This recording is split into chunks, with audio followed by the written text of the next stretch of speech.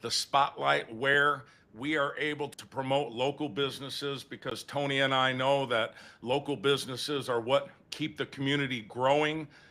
They really help set the temperature of the community, especially local businesses that are exciting, that thrived. And we've really got one for you today. I am so happy to have not only a friend of mine on, but a powerhouse in the auto dealership industry here today, the owner of SVG Motors, Steve VanGorder. Welcome aboard. Thanks, Greg. Nice to be on. I appreciate the warm welcome. You're throwing around powerhouse pretty loosely, but I'll take it. Well, yeah, I think you've earned the title, and I'll tell everybody today. You'll see that I'm missing my sidekick, Tony Miltenberger. He ran into some technical difficulties today, so it's just Steve and I flying the ship. But with the content that I think that we'll produce from this one right here, number one, I think Steve's business is going to be honored. I think it's going to be lifted up. I think everybody's going to see why.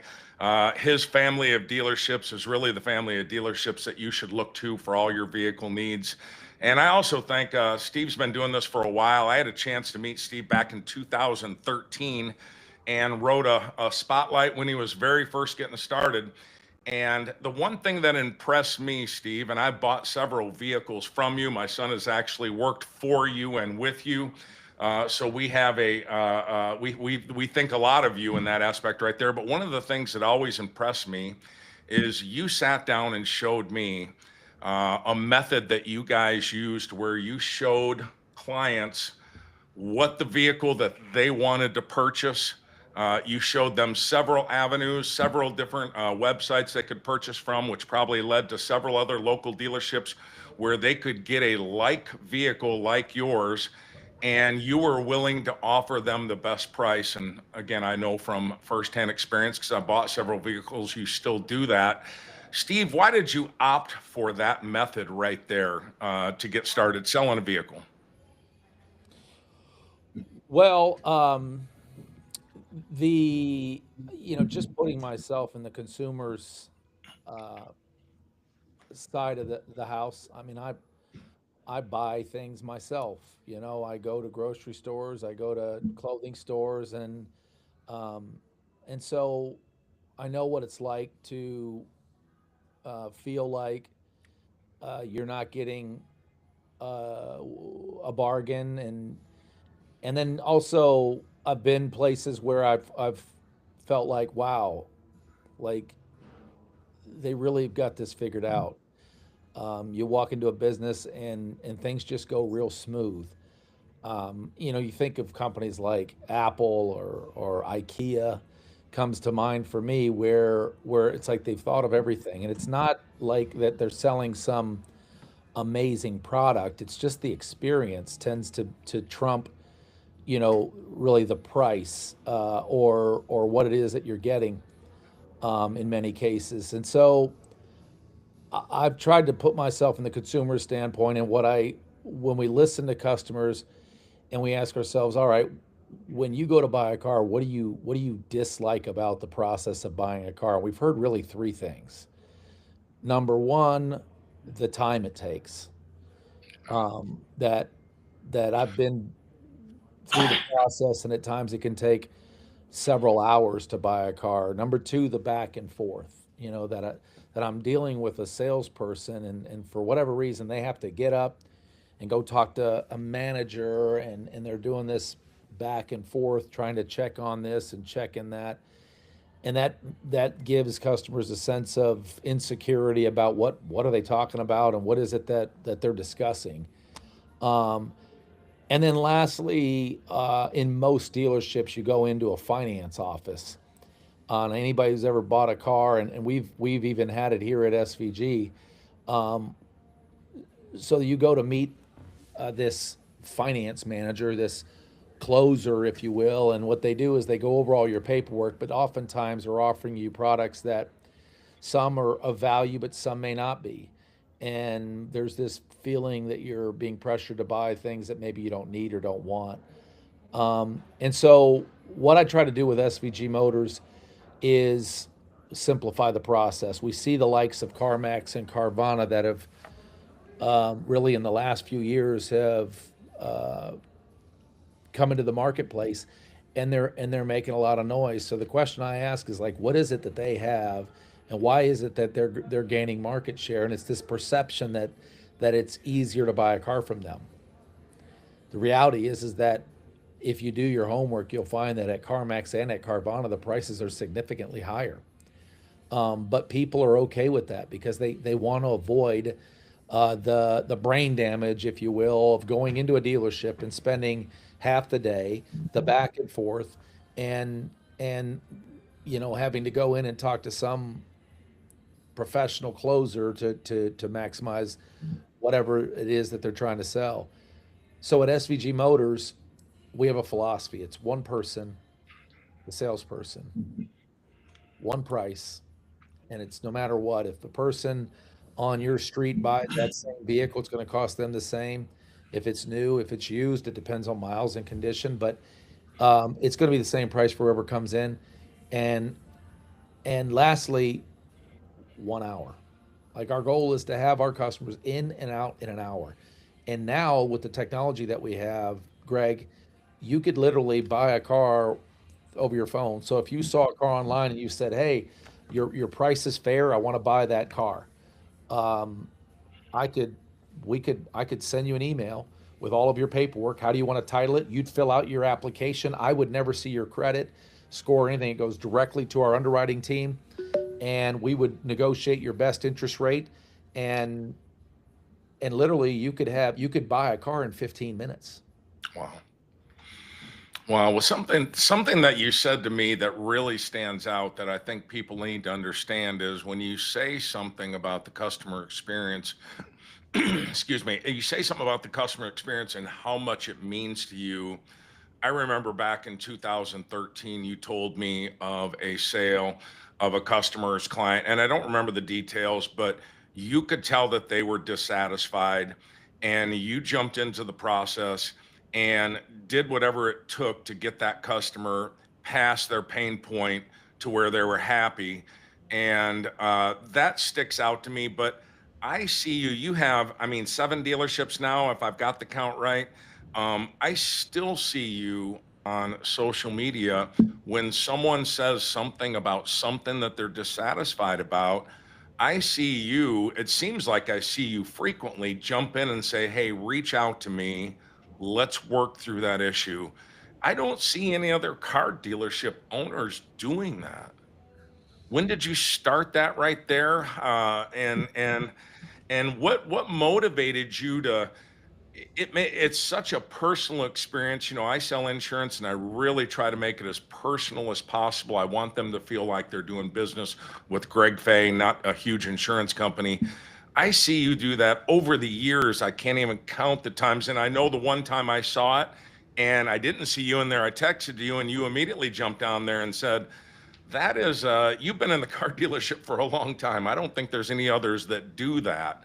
That's a pretty proactive personal touch. Well, I mean, I laugh a little bit because I don't know that most people know this or not, but buying a dealership takes a whole lot of capital. And I've heard rumors out there, well, you've got investors and you've got this. I don't. I have banks that have trusted me, and I put together a business model that they feel is compelling enough that they're willing to loan me the money. But uh, I don't know of another dealer that is a franchise dealer that that I know of that hasn't had their dealership handed down from generation after generation. Um, I was really proud of the fact that with Jeff Schmidt, he was a first-time buyer, and like myself, and together he and I built a pretty massive empire. Starting That's with where a one lot of people dealership. got a chance to know you. That's Yeah. where a lot of people, your commercials, I mean, your commercials were legends. Well, we had a lot of fun, and it was fun. I loved it. I mean, Jeff Schmidt was like a father to me, and I learned so much from him. But together we built. We went from one dealership to 8 dealerships, and for the first time in over 40 years, became the number one auto retailer in the Dayton area, and that was kind of a goal of hours. Um, and honestly, it's one of those things that like you don't even know if that is it even possible. But as we started building a team of people, and it was just really something special. And when I left there, uh, it was like I had to start all over again. And and so I did. So here it is.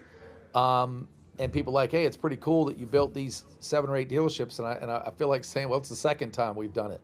Um, this time I didn't have my buddy with me, um, but uh, a lot of these dealerships, they're passed down from generation after generation after generation because it just takes an incredible amount of capital to A, buy them, and B, keep them running. So I laugh a little bit that I jump on those upset customer calls because, yeah, you're right. I don't know of any other dealers that jump in on those.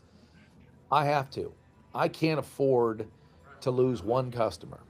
I can't, and I'm not saying that we don't.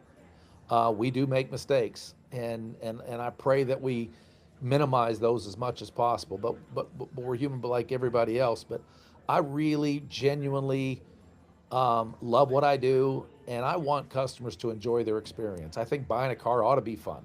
It ought to be a memorable occasion, and it's a big deal.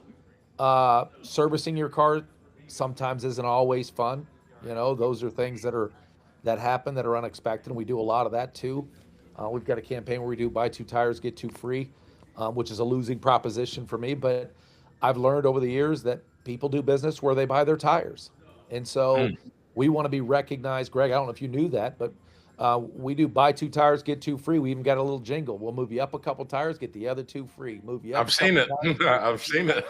So I like to have fun. I like to make, and so I cut my teeth doing commercials, and I don't take myself too serious. I think that the dealerships are a blessing, and it's a dream come true for me.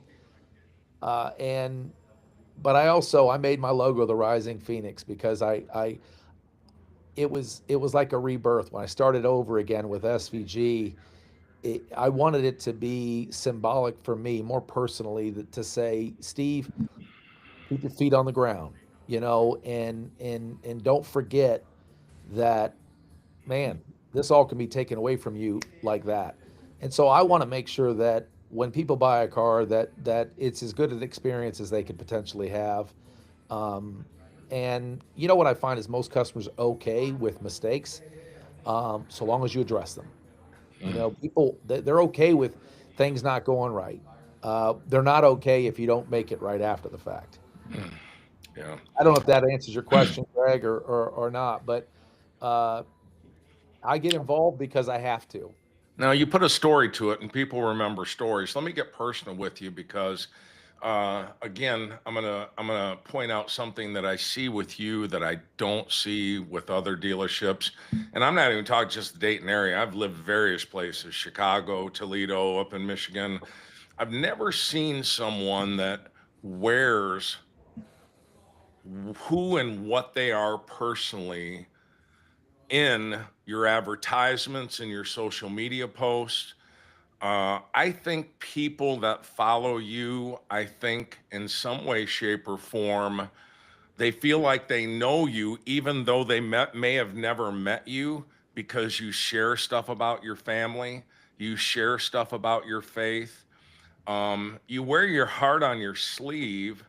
And I know some people would tend to take advantage of that sometimes, but it just gives such an authentic feel. When did you know that you were going to kind of lay out so much transparency where people that maybe have never met Steve VanGorder kind of know something about Steve VanGorder's family, his faith?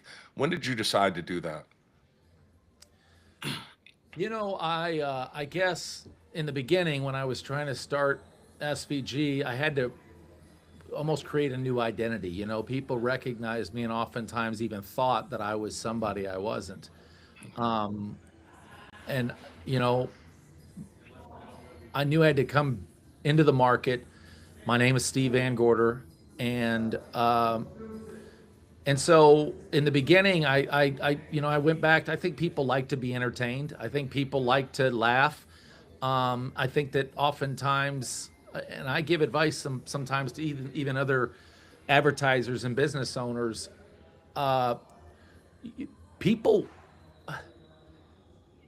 you got to stand out. You got to stand out in your advertising. You can't just, hey, my name is, and I'm a good company, and we got great people, and we got cars to sell. Like, who can't say that?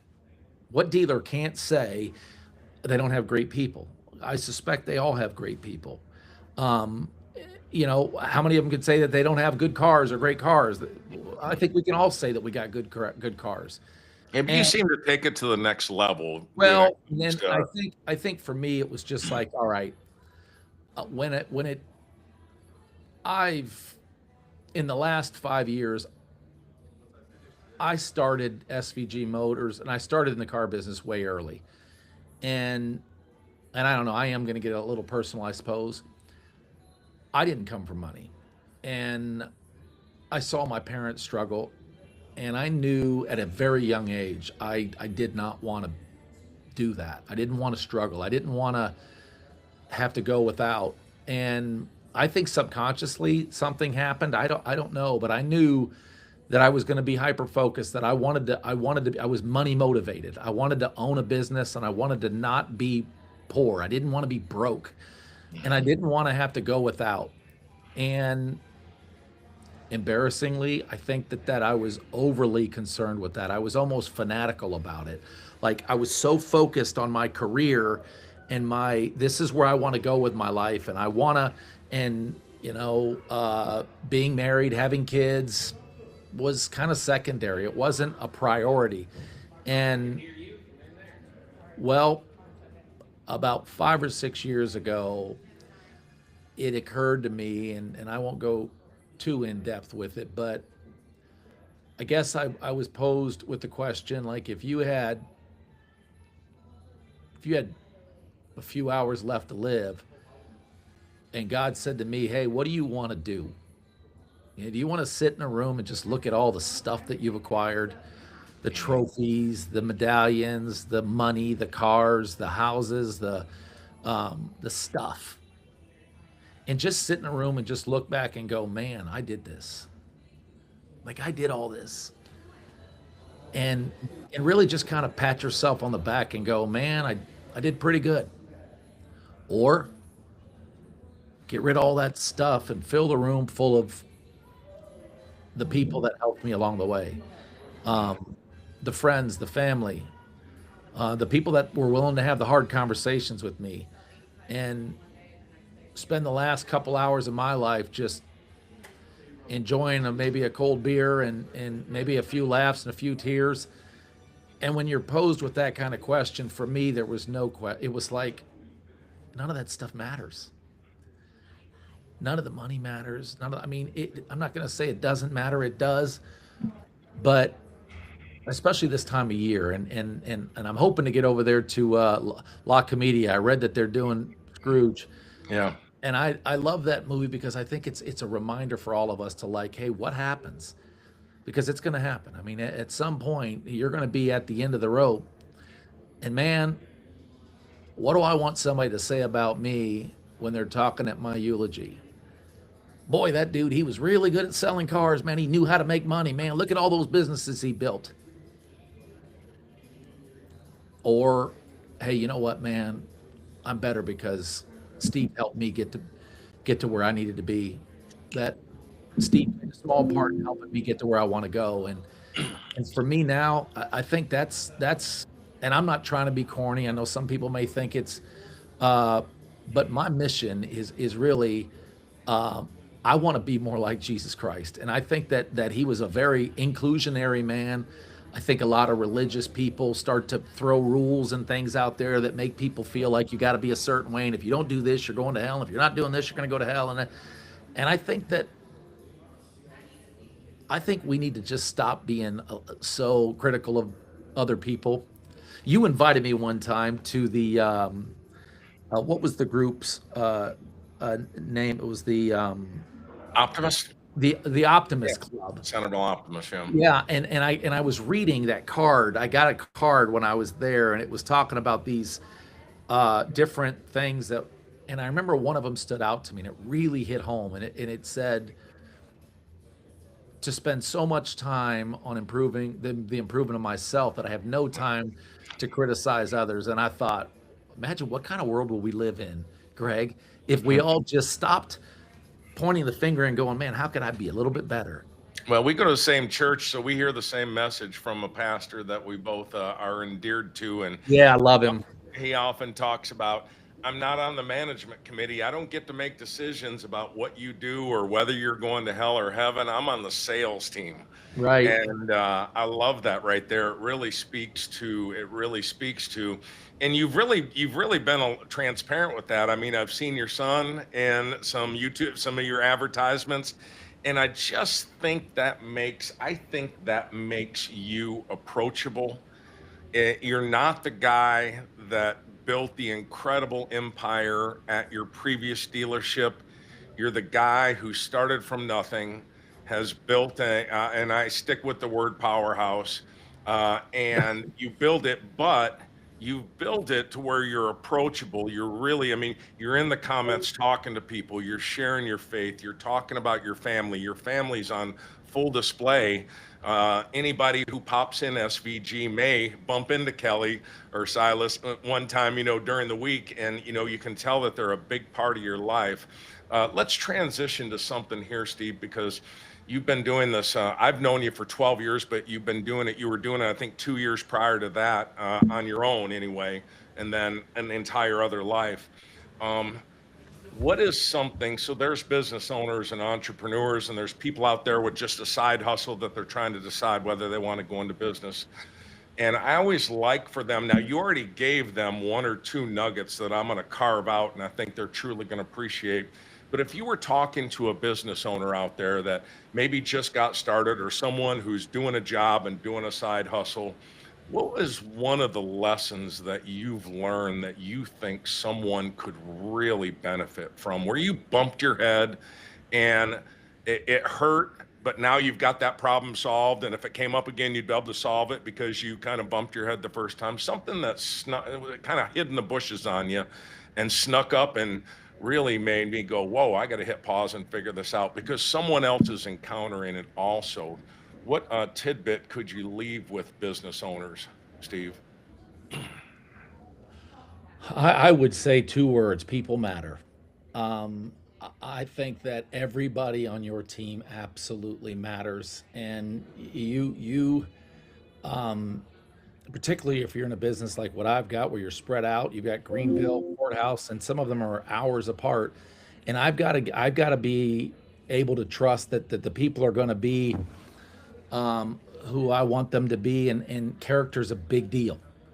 Character's a huge deal, and there was a time in my life where I might pass um, on somebody because of a lack of raw talent, and maybe even take somebody who was incredibly talented, but at times, didn't always hold themselves to the highest standards as far as character went. And unfortunately, you do that enough, and pretty soon it's the little things that are going on in your building that you go, ugh. And it's something little. And I don't know who's going to be paying attention or listening to this, but it's like in a car dealership, it could be something as subtle as a pretty lady walks into the building, and guys are like, hey, did you see? And it's like, you got to kind of nip that stuff in the bud. It seems harmless enough, but what if that's your wife? Mm-hmm. I mean, that's somebody's sister, that's somebody's wife. And so character starts with the basic little things, and it matters. It matters so much. So and I believe, and I could be wrong, my wife gets mad at me about things. And by the way, you put me on this pedestal. You don't interview her, because she'll tell you all my flaws. Okay. She's on next week's episode. She's on next week. Yeah, everybody just forget what they. But you're not going to find the perfect person. I mean, Lord knows, Greg, you've been around me. You know, I was late for this meeting. Um, I strive to do better every day. And for those business guys that are out there, I love you, man. I admire people who are willing to go out there and get it. Um, but I would also say, make sure you love it. Make sure you love what you're doing, because if you don't, it's going to demand a whole lot from you. And it's hard. It's really hard. Um, You said two things, man. If you wove a common tapestry through our first 30 episodes, every business owner has said two things, and I just want to point this out to everybody. Every business owner has said two things, and you just said the second thing. You got to love what you do. I mean, from a painter, we had Jeremiah Bennett on, who has Bennett interior painting. He must have talked about that for 3 minutes solid. And then we had James Kinder on with Kinder Tree Service, and he talked about the other thing that you talked about, your people. You know, you've gotta your people matter, and I bet you there's some common thread in what you do for your employees and what he does for his. But those are just two common pieces that if you listen to every episode, you would hear almost every business owner well, say those two things. I'll leave something with you as we come to an end here. I have a coach too. I have a business coach that helps me, and one of the things that I struggle with, and I'm finding out that most of us leaders, we don't struggle with telling people they do a good job. It's we struggle with the hard conversations. And and I've called them hard conversations most of my life, and now we try to call them brave conversations. For example, you know, you got employees who in most cases do a pretty good job with different things, and maybe they slip on something, and there's this situation that it's an uncomfortable conversation. And let me tell you, in business, 9 out of 10 managers are going to avoid those tough conversations, those brave conversations, because I mean, who likes getting on somebody's case? I Right, mean, who enjoys that? And if you like doing that, I don't want you on my team. right, You, right. you ought not like having those tough conversations, but I can tell you that when you don't have them, and sometimes it's even the conversation that says, "Hey, I've got to let you go." That that that's part of leadership. That having brave conversations, if you got to have a belly for it, and they stink, man, they suck, and at times they keep you up at night. But more often than not, if you do it in a loving way, the person will say thank you. And I don't mean firing them or terminating them, but sometimes it's just, hey, you're better than that. You did this, and it's unacceptable. And I like you need to I do like better. that comment. You're better than that, because that really reinforces that you've seen some positive things with them. I agree with you. Well, hey, Greg, I think anybody, you look at any one of these business owners that you've got that says, hey, they've had some level of success. I can tell you that I had a boss that I worked for right out of the gate in the car business. He was incredibly hard on me, and he had some really brave conversations with me. And when I was a young man, I didn't much like him. And I've only worked at 3 jobs my whole life, and this guy was really hard on me. I never quit, but I wanted to a few times. But I'll never forget, in July of 2015, I bought my first franchise dealership in Greenville, Ohio, a Chevy store. And I never had a chance to call Bob Montgomery, who owned the dealership in Idaho that I worked at. And I was going to call him to say, hey, thank you, that I wouldn't own this dealership if it wasn't for you. He held me to a high standard. What I wore, how I talked, what I said, and the processes that I did. And I called him to say thank you, only to find out that he had passed away. And man, it's, I think we've got to be who that person was for us. And when I see where I've fallen short is I haven't trained and coached and taught my people how to do their job. And sometimes when they fail, it's less about what they've done wrong and more about how I didn't show them the right way, in a way that they understood, if that makes sense. Yeah. Well, let's wrap up, Steve. Tell everybody what is what is up and coming. Just give a little commercial of what we can expect from SVG over 2026, and we'll wind this baby up.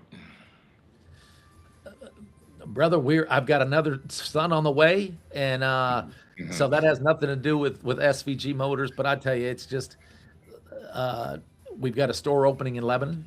We're hoping to get that launched early in 2026, and SVG Motors continues to grow. We're hiring. We're always looking for people who want to be a part of something special, and who are aligned in some of the things that we talked about. Greg, thanks for having me on. Oh man, you talked about being transparent. People matter. You talked about being loving what you do. All that stuff is so very important. We're so thankful to have you on. I hope everybody will hit the subscribe button. I hope everybody will share this. If you found something in this podcast right here that spoke to you, leave a comment for us. We'll be back next week. Steve, I am very, very thankful for our friendship. I know how precious Likewise. your time is between your business and your family.